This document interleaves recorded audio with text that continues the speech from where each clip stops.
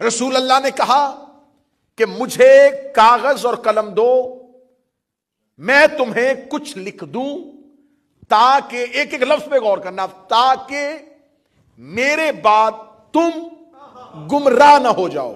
عبداللہ ابن عباس کہتا ہے کہ جو ہی رسول نے یہ لفظ کہا تو حجرے میں جو موجود لوگ تھے ان میں اختلاف پیدا ہو گیا۔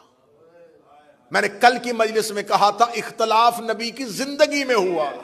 ایک گروہ کہہ رہا تھا کہ رسول مانگ رہے ہیں کاغذ قلم دو، ایک گروہ جن کی نمائندگی عمر ابن خطاب کر رہے تھے انہوں نے کہا کہ کاغذ قلم کی ضرورت نہیں، اور انہوں نے ایک لفظ کہا جو بخاری نے لکھ دیا ہے، حجر رسول اللہ۔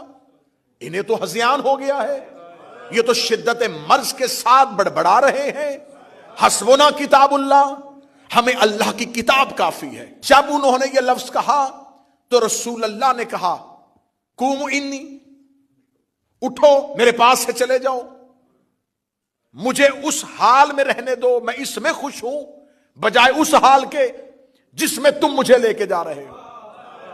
یہ کہہ کے نبی نے ان کو حجرے سے نکال دیا۔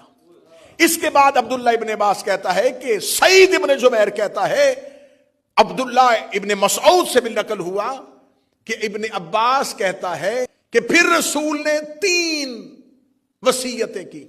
پہلی وصیت کی کہ مشرکین کو جزیرہ عرب سے نکال دو، پہلی وصیت۔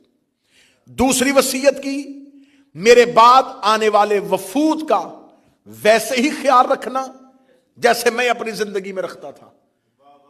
سر اٹھانا میری شیعہ قوم کا نوجوان، میں سب سے بڑی علمی چوری اور علمی دہشت گردی آپ کے سامنے رکھنے لگا ہوں۔ اس کے بعد بخاری کہتا ہے کہ سعید ابن جبیر کہتا ہے کہ رسول نے کوئی تیسری وصیت بھی کی تھی جو ہم بھول گئے۔